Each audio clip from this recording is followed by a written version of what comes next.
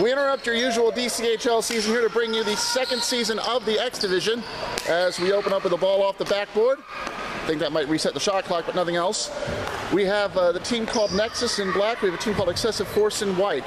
I am, as always, Andy Goss. I'm being joined by a special guest today, local historian of the sports, Gary Sarnoff, author of The Wrecking Crew of 33, a detailed history of the Washington Senators, available at finer bookstores. Andy, it's great to see you. Great to be working with you. We got a couple of teams here. These are third and fourth in the X Division. Both teams standing on 3 points right now through 4 games. As Wee fires a shot that's saved by Mel. Jason tries for the clear. And this is Brett bringing it up to Wee, but nothing there. Fitzroy coming in, subbing in for the NeXus team.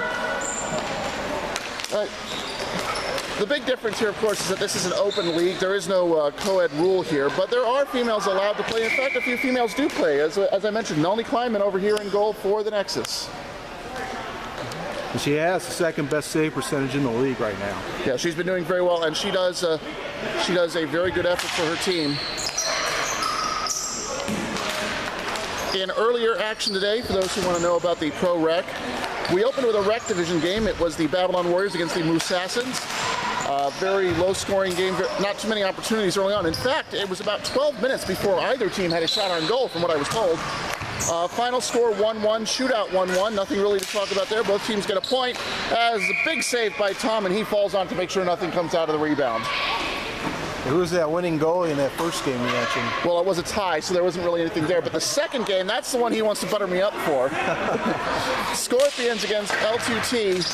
Scorpions pulling out a 2-1 win, and yes, indeed, I was the goalie for Scorpions to get the W. It was David Altschuler, who you will see today playing for the black team for the NeXus, getting the winning goal with 58.9 seconds left, I think, officially. And there's a goal right there for Paul.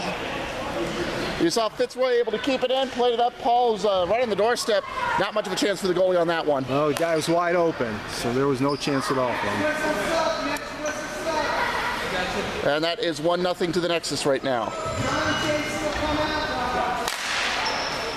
Game 3 was our first pro game of the day. It was the Puck Buddies, who did not have Jake, did not have Sean, did not have Jen, and it did not matter, as they took out Blood Red 7-4.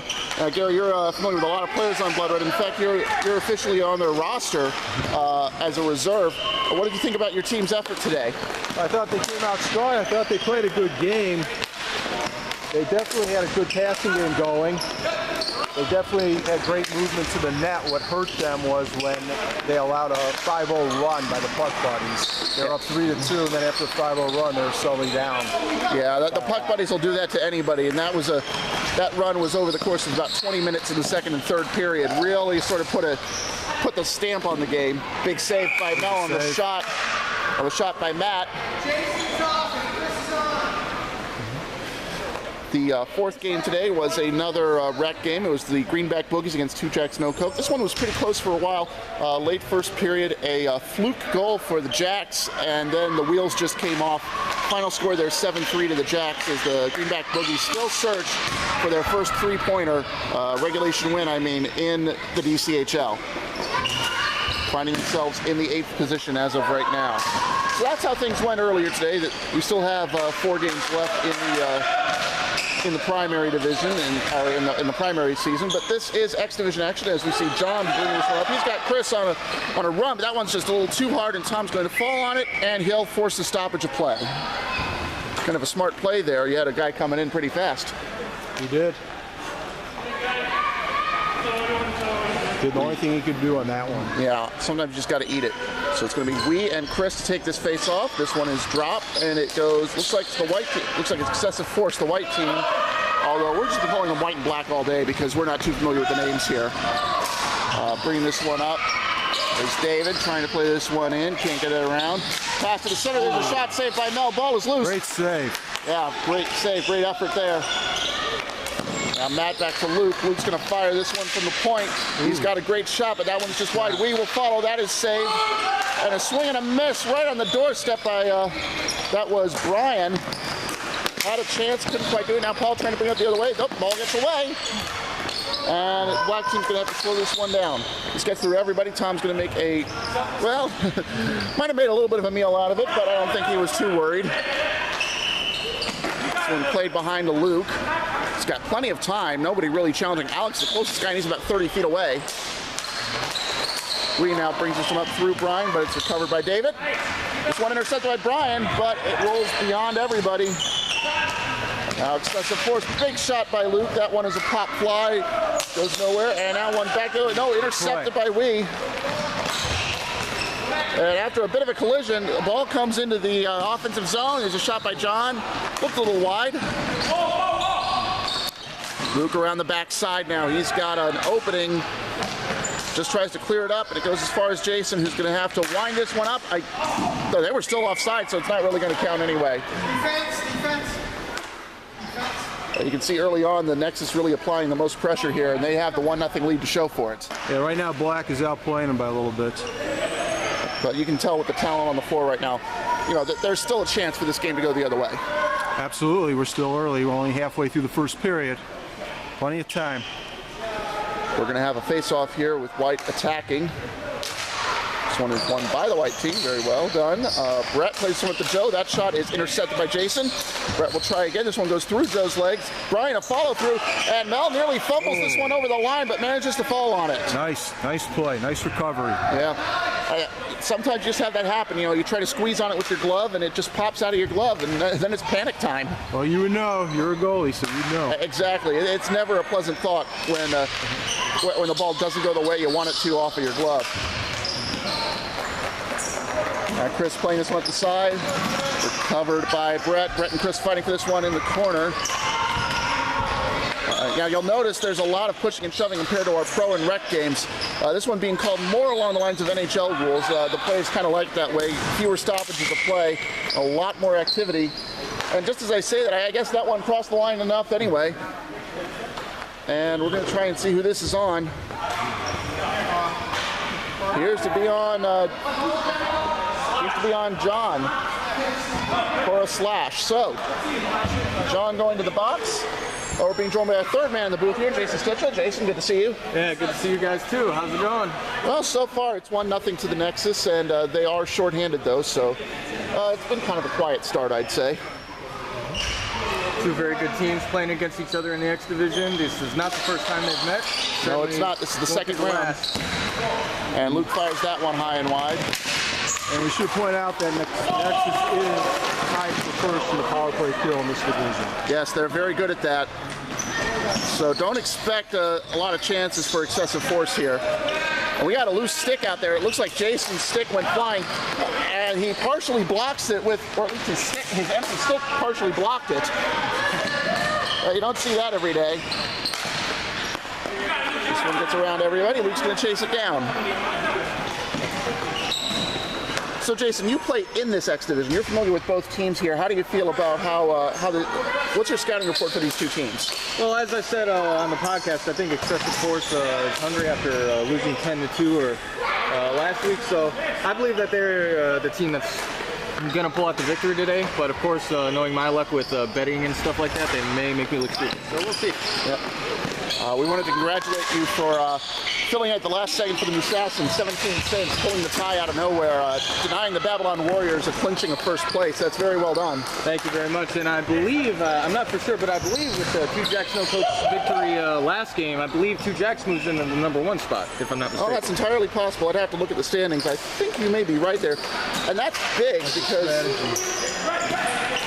because when you look at the standings right now, 7 and 8 in the rec division, L2T and Greenbacks. There is a bit of an advantage to playing the Greenbacks over playing L2T. That's sort of what you want to be the 1 seed here. Well, you know, when the Greenback Boogies goalie has a day like today in net, there is the definite advantage to playing for Two Jacks to play them. So. Yeah, things kind of fell apart after a while. Yeah, absolutely. Not my best day in net. A couple miscues, a couple miscommunications, and a couple missed empty net chances. But you know, it's nothing we can't recover from. Greenback Boogies will rebound. But speaking of luck and things not going our way, we play Babylon Warriors next week, so we'll see how that shakes out. Well, it might be a chance for the Warriors to jump back into first, depending on how things go the rest of the way. I do know, by the way, that the penalty here has expired. You can see that everybody is back out. And how about that? There it is. Maddie with the goal to tie it up. Yep, just the loose puck in front of the net there, puts a shot on real quick and score. That's how you do it, folks. Not much more, not much complicated about that. A lot of these goals here, you expect it with a lot of the faster play, the more physical play, that the goals are going to resemble more NHL goals, but sometimes it's just a simple shot that gets through. Yep. You never know. And this one, it looks like Joe and John going to do a little bit of fighting for it. That's a battle we'd want to see in any octagon. Those two definitely are two of the more physical players. John keeps this one away. It's going up to Chris. He's going to try and get around this. And this one loose in the center. Paul knocks it down with his hand, tips it to avoid any hand pass. And there's Chris. He's got 2-on-2. He's got Alex with him. Makes the pass and just couldn't quite connect. And if that had been connected, I think it's 2-1 right now. What do you think, Gary? For sure. I think Alex right now, he's new to the league. I think he's got to work on his timing a little bit, but trust me, he'll be a good one. He was an all-star in the DCC league, and he was also an all-star at Barcroft. Right, and that's part of what we have here within the DC area is a lot of leagues and a lot of fun. We've really seen it explode in the last decade. That's for sure. As off the freeze by Tom. Looks like it's going to be Alex and Wee to take this face-off here. Still 1-1. Fitzroy's going to fire this one in. It's partially blocked by Wee. Very well done. As this one goes to Owen, who tries to fling it through everybody. Jason can't quite keep it in. Wee has it. He's got teammates. He's got a little help. Jason tries to knock it away. Instead it goes to Matt, and that's a high shot that goes into the red.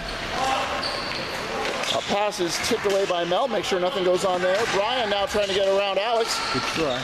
Yeah, he gets away with it. He gets it away too. That's going to lead to a shot that goes wide. Wee's right there on the doorstep to try and tip it in. But again, Jason playing some very good defense, very physical defense too, able to keep the ball away. And that one could have been a goal, but they couldn't get out of their own way. This one's going to go all the way to the other end, and that's an easy icing. That happened so fast, their camera didn't even catch up to it.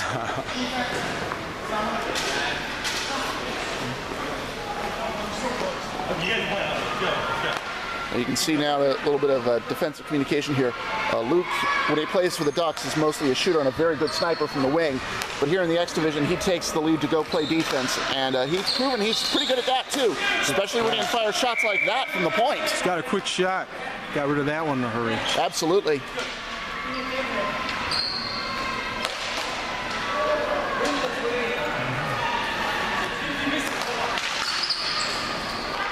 This one now being kept in the corner. There's Jason. He's being pressured a little.